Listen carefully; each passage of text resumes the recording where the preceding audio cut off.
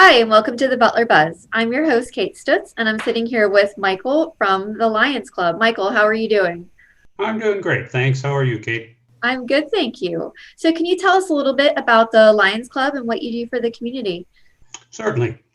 The Butler Lions Club was actually chartered in 1923, so we've been in Butler for a long time. We are a member of the Association of International Lions Clubs. Uh, the Lions Clubs International was founded in 1917, so Lions have been around for over 100 years. Uh, One of the biggest focuses for our club is certainly is the community. Another area that we're involved with a lot are the blind and the visually impaired. We uh, we team with the Butler Blind Association on a lot of different things. We help clients there do different things, and of course, we support them financially so that they can run the programs that they run. Um, Obviously, to do that, you raise money. I guess all service organizations do fundraisers, of Right, course, right. and We've you been can't hit help so people if hard you this don't have money.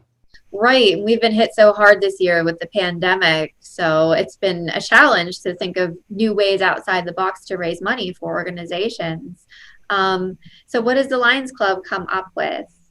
Or Well, certainly we have our Christmas tree sale coming up, so I guess I'll start with that. yes, please. Uh, that we've been selling Christmas trees for as long as I think anyone in our club can remember, and we have a fellow that's in the club 53 years, so we were selling trees then already. Oh, wow. We've been at a lot of different locations. Currently, for the last several years now, we've been out at Trinity Lutheran Church. That's located on 308 and 8 out by the Clearview Mall. Uh, they have graciously allowed us to use, they have a picnic shelter out there, so we use the shelter as our Christmas tree lot. So we have a covered Christmas tree lot. So that is very nice for the elements. We are able to keep snow and rain and ice and whatever off our trees. Um, and we will start that sale on Black Friday. So that's November 27th. We Okay. go get our trees. They We use a tree farm in Rural Valley. That's in Armstrong County. We know they are fresh cut trees. They will cut them a week before. Uh, we then go pick them up on that Friday morning, and we go and start setting up our stand. We will open around noon on Friday, and we'll be selling trees then on a schedule. If I can give you that, I guess that's the easiest way to do Sure. it. Yes. Let's. Uh, on Saturdays, we are open from 9 a.m. to 5 p.m. On Sunday is 1 p.m. to 5 p.m. We do not open our lot on Monday, Tuesday, or Wednesday. We've just found that most people aren't looking for Christmas trees on those days. And then we're open on Thursdays and Fridays from 5 p.m. to 7 p.m. And since we're in the shelter, we have lights. So you're able to look at your trees even if you decide to come out after dark. Right. With the sun setting so early now, sure. Yes. Right, right. Well, I think that is like a wonderful opportunity, and especially with, skipping Black Friday this year. This is a great family event that you can go to in lieu of doing Black Friday shopping. And it also benefits the community in so many ways. We're benefiting the Lions Club and, helping out with the other members of the community that you can donate to. So I think that is fantastic, the day that you're opening, and then you have a lot of flexible schedule that people can also go to. So I think that's great. Yes, I think we have built up a pretty good base of customers. They come year after year, and because again, we know that the trees are fresh. They're nice. Most of our trees are Fraser firs. Cost of trees are running between $40 and $50. Um, and Like I say again, we know they're fresh trees, and we know the fellow that takes care of the trees does a nice job with keeping his trees up. Right, definitely. And there's nothing better than the smell of a Christmas tree Exactly right. and the activity of doing it, and just keeping that tradition alive. And I think that's wonderful. And we can help out a great organization, and do something with our families as well. So I think that's wonderful that you guys are keeping this going. Is there a website maybe that we can go to get more information? Yes, you can visit our website, which is butlerpalionclub.org is our website that people can visit and look at Christmas trees or other things that our club does. Sure, of course. That sounds wonderful. Well, Michael, thank you so much for being on the show today and telling us about your Christmas tree fundraiser. Well, you're welcome. I appreciate the chance to talk about it, and we hope a lot of folks will come out and take a look at our Christmas trees. That's for sure. Well, take care. Thank you so much. Thank you. Thank you very much. We'll be right back with our next guest. At Armstrong, our employees take great pride in supporting the community. Here is a historic landmark that makes our hometown special. McConnell's Mill State Park encompasses over 2,000 acres of the spectacular slippery Rock Creek Gorge. Scenic overlooks and waterfalls are popular natural attractions. Visitors can tour a grist mill and covered bridge built in the 1800s. Brought to you by the Armstrong Neighborhood Channel. Catch all your favorite local programming on Channel 100 or on YouTube. Hello, I am sitting here with Sharon with Hang Tough Stockings. Sharon, how are you doing? I'm great. Kate, how are you? I'm good, thank you for asking. So tell us about Hang Tough Stockings. Well, Hang Tough Stockings has been around a few years now, and every year we seem to get a little more involved with the community. This year it's definitely thrown us a curveball with the COVID, Definitely. but we are stuffing stockings, not right now as we speak, but we have already stuffed quite a few stockings. So you're still going through preparations for the stockings that you provide. We are. We have quite a few stockings out in the community with Girl Scout troops and some bowling leagues and hockey teams. Just a couple of different organizations that are around the community that we give stockings to with the hopes that we get them back already stuffed. Oh, well, that's wonderful. So can you tell us a little bit about who you provide the stockings to? Well, this year we have in the community, we have about 24 boxes out and about. So we have them in different organizations. And so down at the bowling alley is one, down at Family Lanes, so that all the bowling leagues that are coming by can actually put their stockings in there, and then we'll pick up in one location. We have them in different merchants around the area. And this year we also have one in Zillionople, one in Harmony. And so we've covered Butler County very well. Yeah, And, definitely. yeah, and then our tag team that we always do, Mercer County, they have a place up there that also gathers up some stockings for us, and we get them back out to Mercer County. Oh, that's wonderful. You're really like covering all the bases here. We're trying. Butler County's fortunate, like we've talked in the past, we are very fortunate to be able to have selections on where you would like to get your treatment without going into Pittsburgh. And we do have facilities that are available right here, support groups for the cancer support group, just a group. And once again, Kate, with the fact that the COVID has hit, they haven't been able to meet that much. So they've done some Zoom meetings. They do miss getting together, but we always have a stocking to try to help them get a smile on their face. Right. They sometimes just need that like little lift. And, everybody's been pivoting and adapting and trying to make changes and keep up with these, the new regulations that can be really fast sometimes. But, that's great that you're still able to continue it this year and still help so many people. I remember we talked last year and your outreach was just so great. I'm glad you were able to continue this. So can you tell us how we can help you out with this? Well, biggest thing you can do is buy a stocking and stuff it, just like you would like to open it up on Christmas morning and see what's in your stocking. Chapstick, hand sanitizers are always a biggie. This year we've had a lot of people that have been sitting at home sewing. So we have homemade stockings and they're beautiful. They're just adorable. We have a lot of tissue holders, like little tissue pack holders that people have sewn. We have chapstick holders that people have sewn, and we have a lot of beautiful hats people in the community have knitted and crocheted. So we try to give at least one hat with every stocking this year. That's Um, perfect. I guess, when life gives you lemons, make lemonade. So the people that have been sitting around have had the opportunity to make some stuff to donate, and it's wonderful. But just go to the store, buy some stuff, and stuff a stocking. Usually $10, you can stuff a beautiful stocking. We've had people put gift cards, never know what the gift cards might be, 5, 10, 15, 20, rolls of stamps, some cards, chapstick. We always say the chapstick, some cough drops, and the dental hygiene, the toothbrush and toothpaste, and there's just so many things that you could put in a stocking. We like to put in some tea bags and maybe a mug and put the mugs down inside. Socks, nice Christmas socks or fuzzy warm socks. Oh, definitely. A nice little stuffed animal, because they might take it home to their dog or cat. Right. Well, those are all very cozy things to have for the upcoming winter. So yeah, those are wonderful ideas. So where can we go to learn more about Hang Tough Stockings? Do you have a Well, you can go to our website.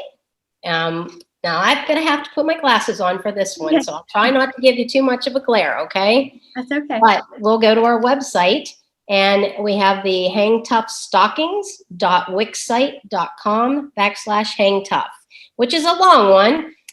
You can Google us on Hang Tough Stockings, and we also have a Gmail account. So Hang Tough Stockings. Great pictures of stockings stuffed in the past. People stuffing stockings, the community getting together with different organizations once again. Last year we had an open house at the fire hall, and the ladies auxiliary were stuffing stockings, and they had it open to the community, and we had a couple little boys come in with their bags from the dollar store, and Mrs. Claus actually sat and stuffed a stocking with them, and no. they were mesmerized to be sitting there stuffing a stocking with Mrs. Claus, and it was just so cute, because those are things that they're going to remember. Right. Well, they get bonus points for Santa. Yeah, they might. They think they do, huh? Yeah. But it's a great family project, on a Sunday afternoon before the Steeler game on. Just put a spread out with the food and have everybody walk around the counter and start stuffing a stocking and making it joyful and making a memory. And one thing that we love to get, and if anybody's listening, cards that children draw, like the stick figures of Santa or Get Well or Thinking of You with a heart. We have the heart in the background for Hang Tough. So they love to see homemade cards when they open those stockings. And just that sentiment of, we're praying for you, we're thinking of you, you're not fighting alone. That's the whole thing, that we want to keep our community members knowing that somebody's fighting and hanging tough with them. Oh, well, that is just wonderful. And I know that they appreciate it so much. And I am so glad that you're able to continue it through this year. So we are. They do have to go into quarantine.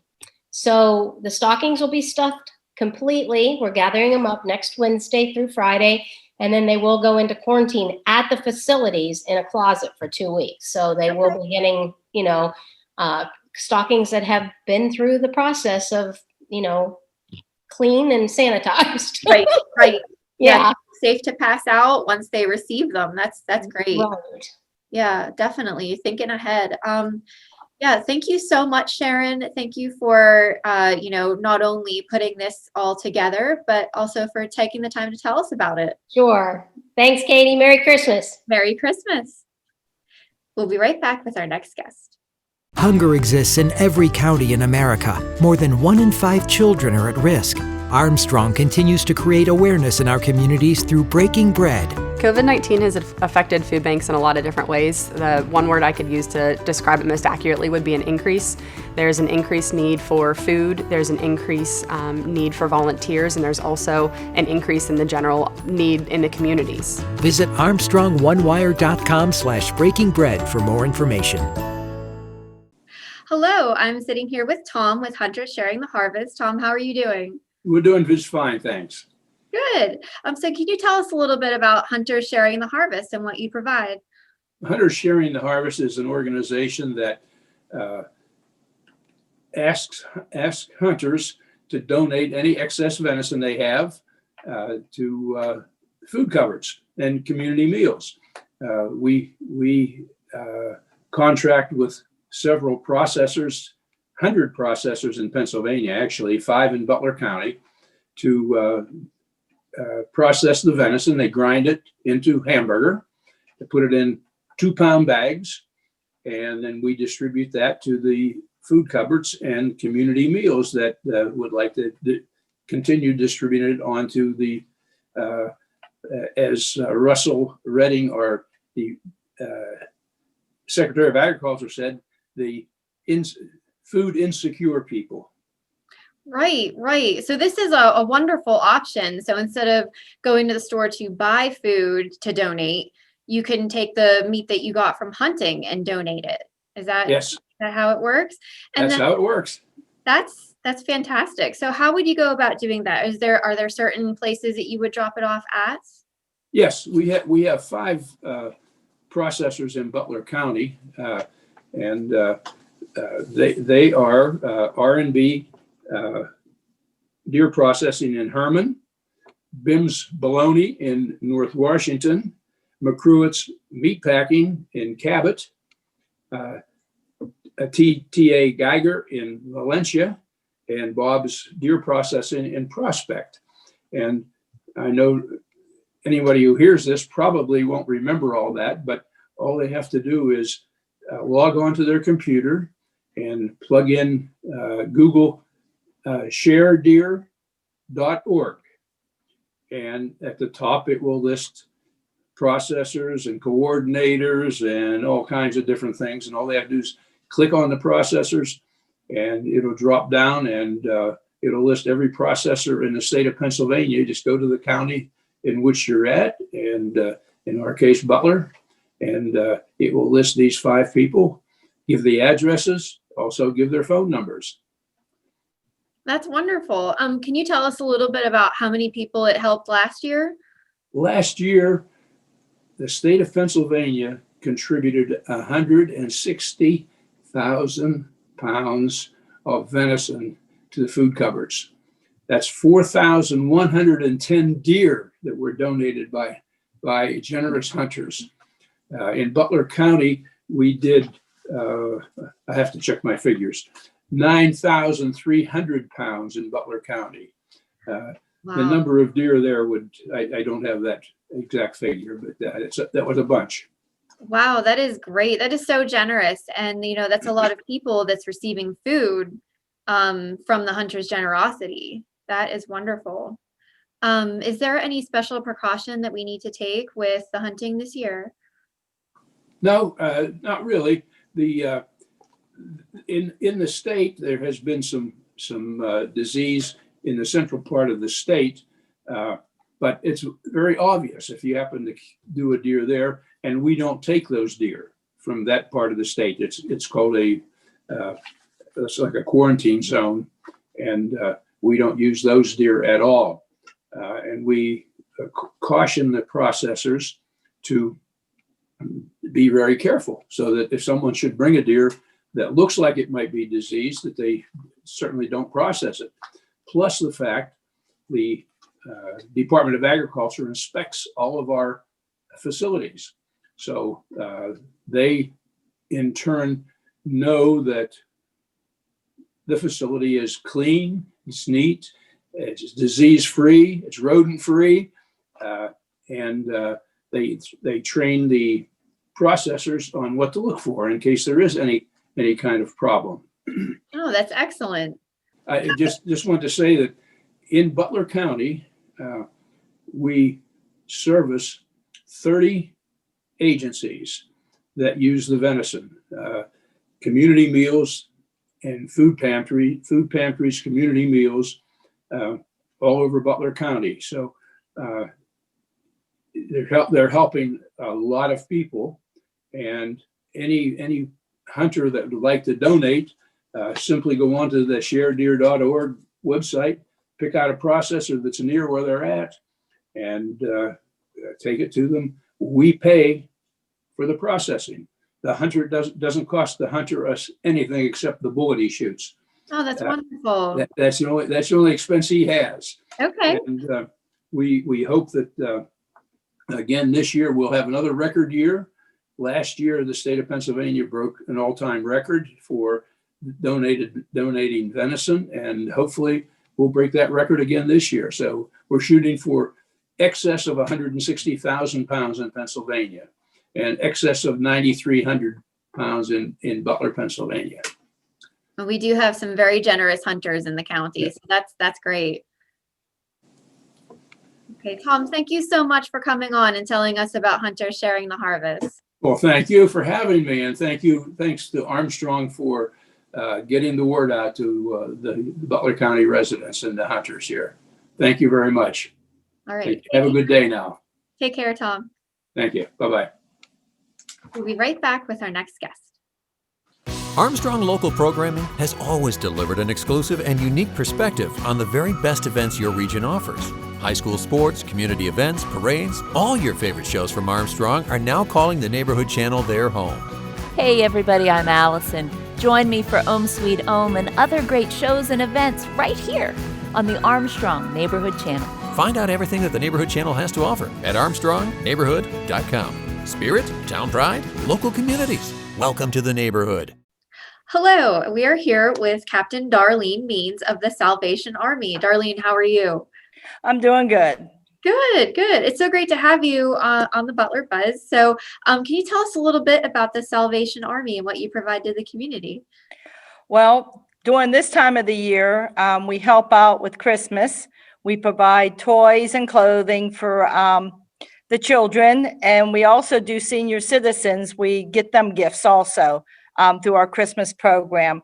But throughout the year, we do a feeding program, which is Monday through Friday from 11 to 12:30. We have our food bank, and also we're starting helping with utilities and rental assistance for the community. Wow, you cover a lot of bases, and that is so generous to help the community in so many ways. Can you tell us a little bit about how we can help you out? Like we heard about your bell ringers. Can you tell me? Yes, please. Yes, starting next Friday on the 20th, you'll be seeing our red kettles out and around at the stores for our Christmas season, for our bell ringing season. Right now, we are looking for volunteers to help us raise money throughout this year. We start, like I said, next Friday on the 20th, and we go through Christmas Eve. Okay, great. And then how would you apply to be a bell ringer? They can call us here at the Salvation Army at 724-287-5532, and they can ask for Amy T-Bay. She's our kettle coordinator. So she's the one that they would contact. Okay, great. What are some other ways that we can help the Salvation Army, being that you provide so much to everybody? You do a fantastic job of covering a lot of needs. So we'd love to learn about different ways to help you out. How can we help you more? Well, during Christmas, we have our angel trees that are out at Walmart and Boscov's. There's tags with the children's names and senior citizens' names with some ideas for their gifts. Also this year through Walmart, we have our angel tree register that people can go on and see what we have listed. If they don't feel comfortable going out to purchase the toys or the gifts, they can go on there and purchase them and have them delivered to us here or sent to the store where we can pick them up. That's great. Also, there's no contact with it, so it's all online? Right, it's all online. They wouldn't have to come out, and that's the same way with our kettles this year. We have 3 different ways that people can donate. One, as you can see behind me, we have our kettle signs, and we have a QR on there, which they can take their smartphones, scan it, do their donation that way. Or they can go to the Salvation Army WPA/Butler and donate through that, and or they can text. Trying to think, Butler 71777. They can text to that and donate that way, or they can just send their checks to us, or they can donate through the kettles. Wow, those are very easy ways to donate and help you guys out. Is there a place that we can go to learn about Salvation Army? Do you have your social media, a website? There is our divisional website, which is the Salvation Army WPA, that they can learn about the Salvation Army in general, or they can go to /Butler, or we have a Facebook page that we post different things on. It's the Butler Salvation Army that people can go on and learn different things there that we're doing. Well, Darlene, that is wonderful. You are doing so much to help so many people, and we appreciate it. And I really hope that people can come out and support you during this difficult time in this pandemic. So, thank you for keeping everything going. Oh, you're I know welcome. it's been challenging, but you're doing a great job keeping everything going as if nothing happened. So we're Right. We have not closed. We have not closed at all. Haven't you? During this pandemic? We have been open for our feeding program. We moved outside when we weren't able to have them inside. We still provided our food bank. People just had to call in and do an appointment, and we met them at the door with our mask on to give them their food boxes. So we haven't stopped anything since You the haven't pandemic. skipped a day. No. That is wonderful. Thank you so much for all your hard work. That is absolutely wonderful. You're welcome. We'll see you next time on the Butler Buzz.